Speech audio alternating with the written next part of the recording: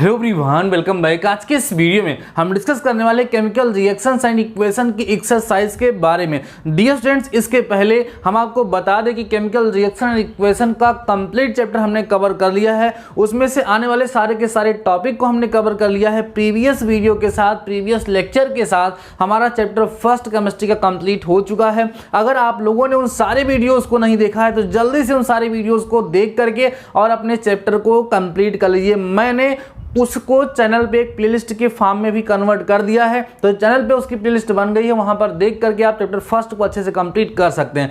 अब स्टूडेंट्स, हम जब एक्सरसाइज सॉल्व करने चल रहे हैं तो जरूरी है कि आपको पूरा का पूरा चैप्टर आ रहा हो और आपकी नोट्स कंप्लीट हो गई हो, क्योंकि जब नोट्स कंप्लीट होगी चैप्टर को रिवाइज करेंगे तब एक्सरसाइज अच्छे समझ में आती है, उसमें इंटरेस्ट बनता है और आपको पता है एक्सरसाइज करने से हमारा बहुत ज्यादा प्रॉफिट होने वाला है। तो सबसे पहला काम आज आपको क्या करना है स्टूडेंट्स, वहां पर जाकर के कमेंट करके मुझे बताना है कि आपकी नोट्स कंप्लीट है कि नहीं और आपने चैप्टर को रिवाइज कर लिया है कि नहीं। अगर आपने नोट्स को कंप्लीट कर लिया, चैप्टर को रिवाइज कर लिया, तो एक्सरसाइज को करने में बहुत ही ज्यादा आनंद आने वाला है। तो आइए स्टूडेंट्स, हम लोग क्या करते हैं, एक्सरसाइज को सॉल्व करते हैं और देखते हैं हमारा फर्स्ट क्वेश्चन क्या है। यहां पर बोल रहा है स्टूडेंट्स, नंबर पहला क्वेश्चन एक्सरसाइज का कह रहा है which of the statement about the reaction given below are incorrect. देखिए हमारे पास एक रिएक्शन गिवन है, वो है 2BO plus C gives out 2B plus CO2।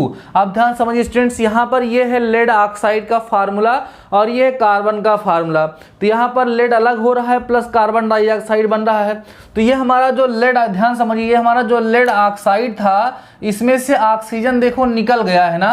तो लेड ऑक्साइड में से जब ऑक्सीजन का रिमूवल हो रहा है तो इसका मतलब ये है कि ये हमारा रिड्यूस हो रहा है, माने यहाँ पर क्या हो रहा है स्टूडेंट्स, रिडक्शन हो रहा है। रिएक्शन को देख करके हम समझ सकते हैं, ठीक है। और जबकि ये कार्बन जो है वो अटैच हो रहा है किससे, ऑक्सीजन से। तो यहाँ पर क्या हो रहा है, ऑक्सीडेशन हो रहा है। तो यह रिएक्शन हमारा कौन सा रिएक्शन हो गया, रेडॉक्स रिएक्शन हो गया।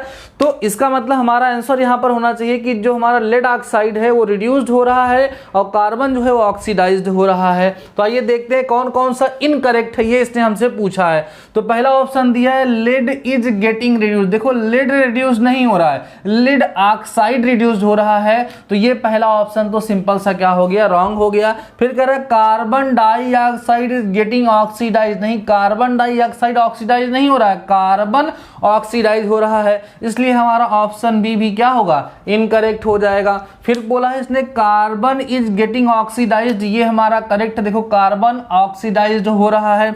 फिर बोला है lead oxide is getting reduced, ये भी क्या है, करेक्ट है। तो इसने पूछा है कौन कौन सा ऑप्शन इनकरेक्ट होगा, तो आप बताएंगे ऑप्शन नंबर ए और ऑप्शन नंबर बी, ये क्या होगा, इनकरेक्ट होगा। ये आपका आंसर हो जाएगा। बात समझ में आई। तो आप लोगों ने देखा कि यहाँ पर रेडॉक्स रिएक्शन या ऑक्सीडेशन रिडक्शन रिएक्शन के कॉन्सेप्ट का यूज हुआ है। वो लोग जो ऑक्सीडेशन रिडक्शन रिएक्शन को नहीं देखे होंगे उसको देख लेंगे, तब आपको ये कॉन्सेप्ट और भी अच्छे से समझ में आ जाएगा, ठीक है। देखते हैं सेकंड क्वेश्चन स्टूडेंट्स क्या है। यहाँ पर एक रिएक्शन लिखा है Fe2O3 plus 2Al gives out Al2O3 plus Fe। अब इसमें यहाँ पर पूछा गया है कि the above reaction is example of an. ये जो रिएक्शन है वो किस तरीके का रिएक्शन, ध्यान समझिए स्टूडेंट्स। यहाँ पर जहाँ पर Fe था वहाँ पर देखो Al आ गया। इसका मतलब इस एल्युमिनियम ने आयरन को क्या किया, रिड्यूस कर दिया है, यहाँ से इसको डिस्प्लेस कर दिया है। तो सिंपल सी बात है, ये देखने में लग रहा है स्टूडेंट्स कौन सा रिएक्शन होगा, ये हमारा रिएक्शन है डिस्प्लेसमेंट रिएक्शन। तो आइए देखते हैं इसमें ऑप्शन कौन सा है। नंबर पहला बोल रहा है कॉम्बिनेशन, नहीं है। दूसरा डबल डिस्प्लेसमेंट, नहीं है। डिकम्पोजिशन, नहीं है। तो कौन सा ऑप्शन सही होगा, डिस्प्लेसमेंट रिएक्शन, यहां पर ऑप्शन आपका करेक्ट हो जाएगा। बात समझ में आई, क्योंकि यहां पर Al ने Fe को क्या किया है, डिस्प्लेस किया है, सिंगल डिस्प्लेसमेंट हुआ है, इसलिए इसका नाम हो गया डिस्प्लेसमेंट रिएक्शन। बात समझ में आ गई ना। नेक्स्ट क्वेश्चन देखिए स्टूडेंट्स, यहां पर क्या है, करा व्हाट हैपेंस, क्या होता है when dilute hydrochloric acid is added to the iron filings. जब डाइल्यूट हाइड्रोक्लोरिक एसिड को आयरन फिलिंग के साथ मिलाया जाता है तो क्या होता है, ये रिएक्शन से आपको हम समझाते हैं students. Iron filings means iron होगा हमारा, फार्मूला होगा Fe plus hydrochloric acid HCl से जब रिएक्शन करता है तो बनता है FeCl2 प्लस H2। ध्यान समझिएगा, यहाँ पे 2 लगाओ तब इक्वेशन आपका यहाँ पे बैलेंस हो जाएगा। स्टूडेंट देखो क्या होता है कि Fe जो है वो हाइड्रोजन से ज़्यादा रिएक्टिव होता है, इसलिए Fe जो है वो हाइड्रोजन को डिस्प्लेस कर देता है और हाइड्रोजन के प्लेस पे चला जाता है क्लोराइड और प्लस में हाइड्रोजन गैस यहाँ पर क्या होती है, रिलीज होती है। तो आइए देखते हैं ऑप्शन में कहाँ ऐसा दिया है। करा hydrogen gas and iron chloride is produced ना, तो ये हमारा क्या है, आयरन क्लोराइड है ना, ये हमारा क्या है, आयरन क्लोराइड है। तो अब देखो इसने कहा है कि hydrogen gas and iron chloride is produced. देखो आयरन क्लोराइड बन रहा है और क्या बन रही है, हाइड्रोजन गैस बन रही है। इसका मतलब पहला ऑप्शन हमारा करेक्ट हो जाएगा। चलिए और सारे ऑप्शन पे भी हम लोग विचार कर लेते हैं, क्या बोल रहा है। दूसरा ऑप्शन है chlorine gas and iron hydroxide produced, नहीं ये तो नहीं हो रहा है इसमें। फिर देखते हैं नो रिएक्शन टेक प्लेस, ऐसा नहीं है, रिएक्शन टेक प्लेस होगा क्योंकि यहाँ पर हाइड्रोजन जो है वो Fe से कम रिएक्टिव है या हमारा जो Fe है हाइड्रोजन से ज़्यादा रिएक्टिव है, इसलिए वो हाइड्रोजन को डिस्प्लेस करेगा और रिएक्शन होगा। तो ये भी क्या है, इनकरेक्ट है। फिर कह रहा है iron salt and water is produce, ये भी इनकरेक्ट है। तो आपका ऑप्शन नंबर ए जो होगा स्टूडेंट्स यहाँ पर क्या हो जाएगा, करेक्ट हो जाएगा। तो आप देख रहे होंगे कि अगर आप लोगों को थियरी पता हो, जो आपको कॉन्सेप्ट बताया गया है, केमिकल रिएक्शन क्या है, केमिकल इक्वेशन क्या है, बैलेंस्ड केमिकल रिएक्शन और इक्वेशन क्या होते हैं, कितने टाइप्स के रिएक्शंस होते हैं, अगर वो सारी बातें आपको पता हो देन एक्सरसाइज सॉल्व करने में बहुत ही आनंद आएगा और आप इसको इजीली से समझने के साथ ही साथ आप अपने सारे कॉन्सेप्ट को रिवाइज भी वहां पर कर सकते हैं। देखते हैं स्टूडेंट्स नेक्स्ट क्वेश्चन, ये तो ऑप्शनल थे, यहाँ पर हमारा जो है लॉन्ग क्वेश्चन है। देखिए क्या है, कह रहा what is a balanced chemical equation, एक बैलेंस्ड केमिकल इक्वेशन क्या है, why should chemical equation be balanced. सुनिए ध्यान से, उसने पूछा कि बैलेंस्ड केमिकल इक्वेशन क्या होता है और इसकी क्या आवश्यकता है कि केमिकल इक्वेशन हमेशा बैलेंस ही रहे या केमिकल इक्वेशन बैलेंस ही क्यों होना चाहिए। तो स्टूडेंट सबसे पहली बात तो आप लोगों को ये दोनों के दोनों टॉपिक आपके नोट्स में मिल जाएंगे, मैंने कराया है लेकिन फिर भी मैं आपको बता रहा हूँ, सुनिएगा।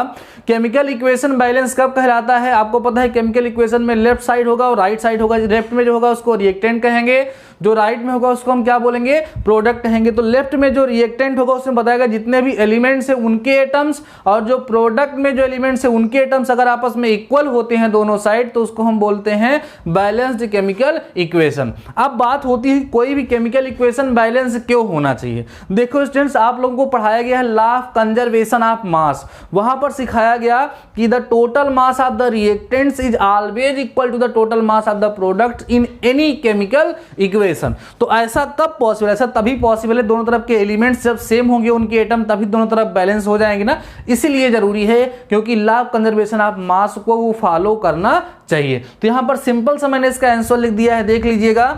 मैंने लिखा a reaction which has an equal number of atoms of all the elements on both side of the chemical equation is called balanced chemical equation। ऐसा केमिकल इक्वेशन जिसके दोनों साइड में जो भी एलिमेंट्स हो उनके एटम्स आपस में इक्वल हों तो उसी को हम क्या बोलेंगे, बैलेंस्ड केमिकल इक्वेशन बोलेंगे। अब इसका रीजन हमने दिया है बहुत ही सिंपल सा कि कोई भी केमिकल इक्वेशन बैलेंस क्यों होना चाहिए। तो उसका रीजन है स्टूडेंट्स कि chemical equation should be balanced because the law of conservation of mass states that mass of reactant is equal to the mass of product in any chemical equation. ऐसा आप लोग लिख सकते हैं, बहुत ही सिंपल सा यहाँ पर आंसर हमने लिखा अपने अकॉर्डिंग।